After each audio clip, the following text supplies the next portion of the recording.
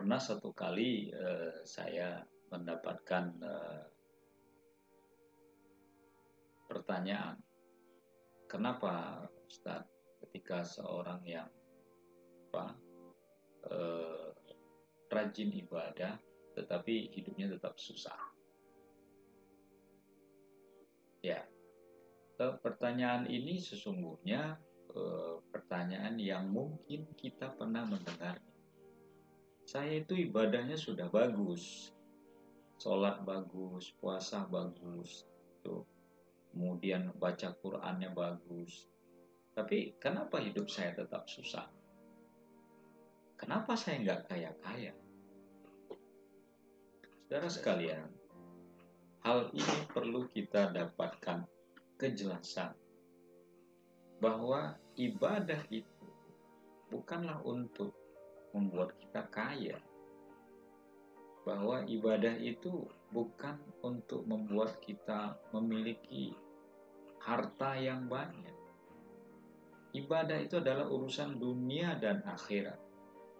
Sementara harta, kekayaan itu adalah urusan dunia.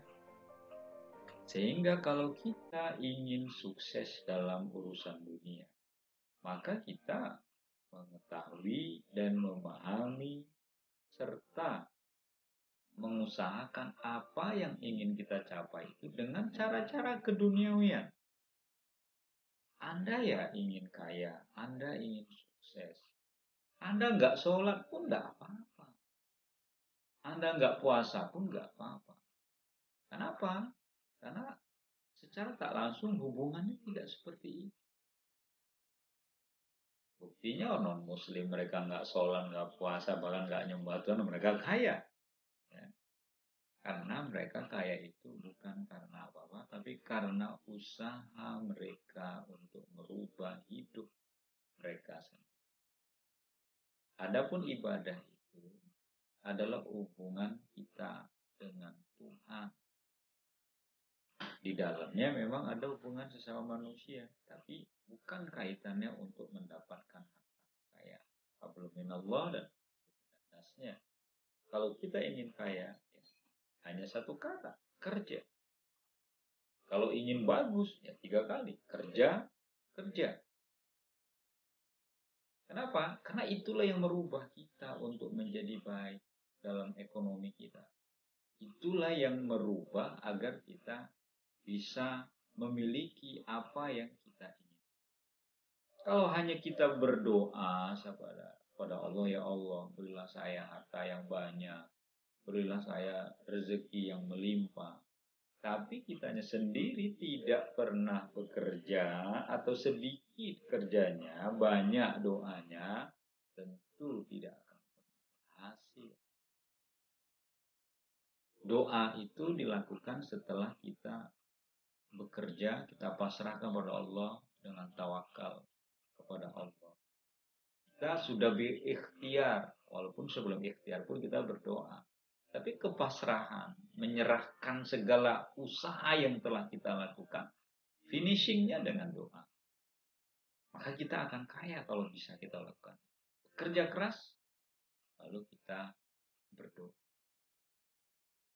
Kita bisa lihat orang agamanya ini, orang agamanya itu, bahkan orang tidak beragama. Tetapi mereka kaya. Kekayaan mereka dapatkan dengan kerja keras mereka. Kekayaan mereka dapatkan dengan usaha mereka. Tapi itulah bedanya kita orang yang beragama. Kita bisa kaya dengan usaha kerja keras kita. Lalu bedanya apa? Kita mendapatkan semua itu tentu dengan mengharapkan berkah dari Allah. Harta yang kita dapatkan itu adalah harta yang memberi keberkahan. Kenapa? Karena kita bekerja dengan cara yang benar, mendapatkan yang halal, ya, dengan niat ibadah, lalu memohon kepada Allah agar harta yang kita miliki itu diberkahi. Makanya terkait dengan harta itu ada 2 pertanyaan nanti di akhirat. Dari mana kita mendapatkan harta itu? Halal nggak cara mendapatkannya? Atau dengan cara benar tidak kita mendapatkannya?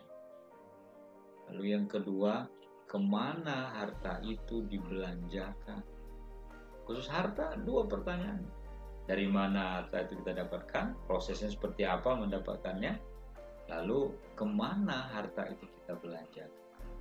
Nah, karena ada dua pertanyaan itu, maka kita mencoba memahami bahwa kalau kita ingin kaya, jangan hanya berdoa, sholat, mempeng, sholat bagus, puasa bagus, tapi kerjanya kurang. Tidak. Allah tidak menjanjikan kemudahan dalam kehidupan manusia, tetapi Allah memberikan jalan kemudahan di saat kita menghadapi kesulitan. Dan itu dikatakan oleh Allah dalam surat Al-Insyirah, di mana Allah katakan, Inna ma'al usri yusra. Beserta kesulitan itu ada kemudahan.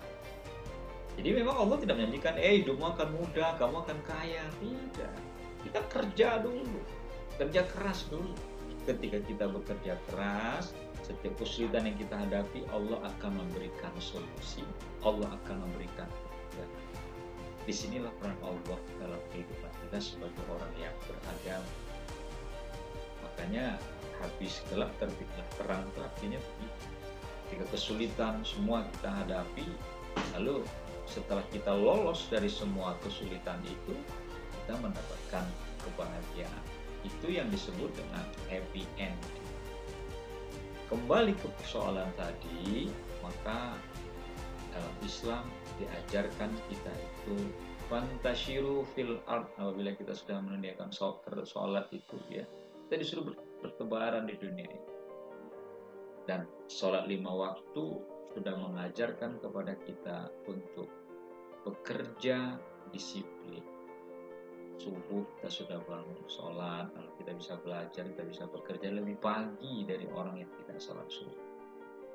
Ya, sholat zuhur kita istirahat, isoma, istirahat, sholat dan makan. Setelah itu kita bekerja lagi.